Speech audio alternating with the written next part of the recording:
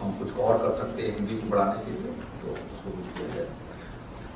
आप मुझे आभास है कि हम लोग अब एक डिजिटल प्लेटफॉर्म्स की तरफ काम करना शुरू कर दिया है, और इसमें हिंदी भी पीछे नहीं है। जो भी NIC के ऑफिस हैं उनमें हिंदी काफ़ी माध्यम रहा है। हम कोशिश कर रहे हैं कि किसी तरीके से ये ऑफिस में हम सारे कर्मचारी और अधिकारी और हमारे कार्यालय में हिंदी में कार्य करने लगे।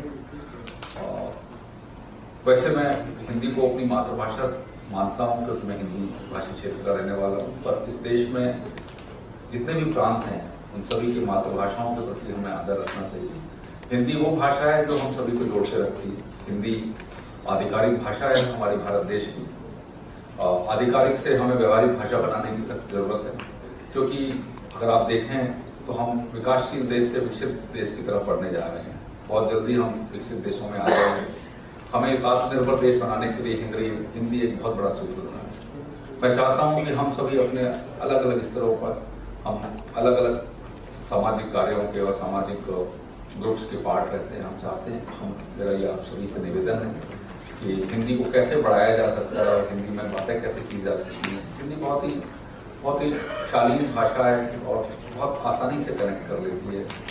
हर शब्द का एक मतलब होता है। बड़े आदर सत्कार के साथ इस हिंदी में शब्दों का चयन किया जा सकता है। तो अपने समाज में, अपने ऑर्गेनाइजेशंस में, और जहाँ भी आप लोग रहते हैं, बात करते हैं, अपने आस पड़ोस में, परिवार में, हिंदी को बढ़ाएं। हम सभी लोग उसके एम्बेसडर्स हैं। हम सभी लोगों के माध्यम से हिंदी आगे बढ़ सकती है।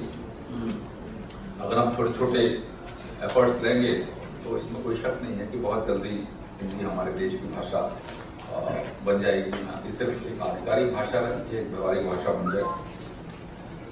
कोरोना काल में भी नराकास ने काफ़ी अहम भूमिका निभाई है, यह मुझे बताया गया, और काफ़ी गतिविधियाँ रही। ऐसे समय में गतिविधियों को जारी रखना मैं समझ सकता हूँ कि बहुत ही चैलेंजिंग काम रहा होगा नराकास की समितियों के लिए, सदस्यों के लिए। बहुत अच्छा लगता है, क्योंकि ऐसे समय में हमें अगर हम कार्य करते हैं तो सचमुच हमारे समाज में कहीं ना कहीं एक चेंज, एक संदेश की तरीके से देखा जाता है।